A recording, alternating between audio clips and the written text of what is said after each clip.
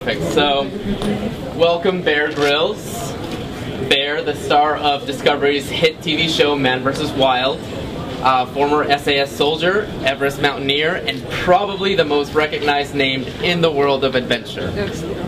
Privileged to have you here, Bear. Yeah, no, it's fun. Thank you. Thanks for coming, guys. People know you for Man vs. Wild, but people might not know your maritime background. So, let's get into that a little bit. You led the first team to cross the Arctic Ocean in an open rib.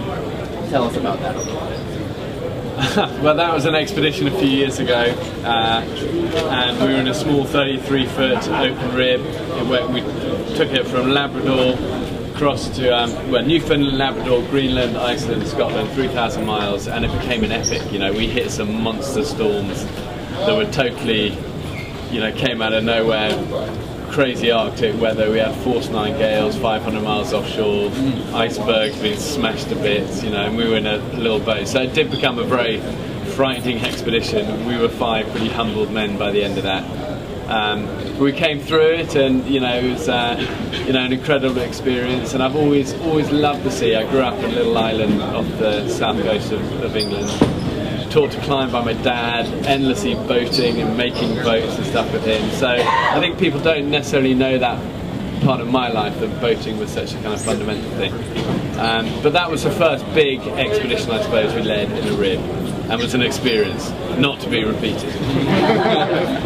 Nice. And then you also led the first team ever to take a rib 5,000 miles through the infamous Northwest Passage. That must have been cold. Yeah, that was another cold one. Yeah, that was a couple of years ago, and John was one of the team members on that, who's a key member of our BG Ribs team now. It was a great trip. Actually, we used a big Hurricane Zodiac rib for that. It was cold, it was long, but an incredible part of the world. But I think what these expeditions have taught me is it taught me about what works in boats and what doesn't work. And I live in the UK on a little island about 5 miles offshore, off the North Welsh coast. One little house on this island, but I'm shuttling my family back and forth day and night, babies, dogs, shopping, food, eggs, everything. So and it's a pretty treacherous stretch of water, some crazy currents and standing waves you get. So all these things have taught me a lot about what doesn't work in boats. And every boat has a story. They're always, ours is the best boat, ours is incredibly fast. And so I'm always such a sucker. I would go, brilliant. And I end up then buying the boat. And then I go out, and then Shara complains because she's getting smashed to bits, and the kids are losing their front teeth. And I'm thinking, hold on, this wasn't what I was told it was going to be. Yeah. And so we've trialled so many different boats. And eventually I thought, you know what, I'm just going to trial this company, Dutch company called Madeira, who only make ribs for the Coast Guard, the military, special forces all around the world. So they don't really make it for private guys. But I saw their ribs, I thought they look incredible, but I'd be interested to see what they're like. We actually bought one. And I was kind of braced for another, looks great, but is it going to be great? And I remember taking it for the first time on the stretch of water over to our island. It was a rough day. And because I do it so much, I was braced for, here we go, hold on kids. And literally pointing this thing, and it just went through all the waves. It was incredibly soft riding, ridiculously dry, no waves, spray was coming over us. And it was just like having a sort of a tank, fast tank, steaming through, this big head sea. And I just thought, for me it was a eureka moment. I thought, I've led these expeditions all around the world. Finally, this is what the kind of hull and the boat that I've really wished I'd found 10 years ago. Approached the company, and this is some of the guys over there, and I said, listen, why don't we do a range of Bear Grylls ribs? We use your design, your heritage, your expertise, your skill that's totally proven in the military field, and we bring it to people, everyday people, so they can have a true offshore 4x4 style rib that is bomb proof, and I can stand behind and say this is truly incredible. So they've been fun to work with. We designed this range. The range they do are all kind of much bigger boats as well. So we wanted to do ones again for families, and I want to do a rib that when everyone else is going home, I can still go out, And I've got family and I've got young kids, so we do, from the 18-foot up to the 34-foot.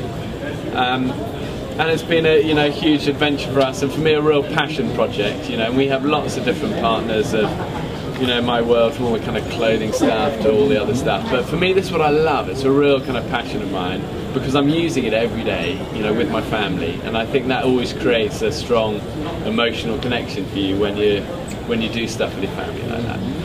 So that's kind of the story behind the ribs. Well, that's awesome. That's obviously you're here to unveil your own range of offshore ribs. What makes these ribs unique, you think, in your opinion? Well, I think what's unique about them is, first of all, we build them all in aluminium. Okay, so they're crazy tough. And again, everyone will say to you that, oh, the new GRP is amazing, the new fiberglass is amazing, you can, you know, hit it. The truth is, you can't. You know, and if I took a hammer and go to any of these boats and I went whack, it would go through, it would dent and crack the hull, and then water gets in, it seeps and it expands. And again, I've done it all. I've had all of these, you know, I've had all these GRP boats and I've experienced it. You know, you knock it on the rocks, you know, as you're beaching it, and you get a crack, and then a few months later it's expanded. And you know, we had one of these boats. We had a big aluminium rib we had, and we had it in the north coast of Scotland in a winter storm. It was on a mooring, and it got ripped off its mooring in a force 10 gale, and it was smashed for 24 hours against breakwaters. You had a big concrete, you know, and obviously all the engines and everything was ripped off. But at the end of 24 hours, we pulled it off, and the hull was fine. It was just dinked and donked, and you kind of donked and knocked it all out. The hull was fine, you know, and you can't.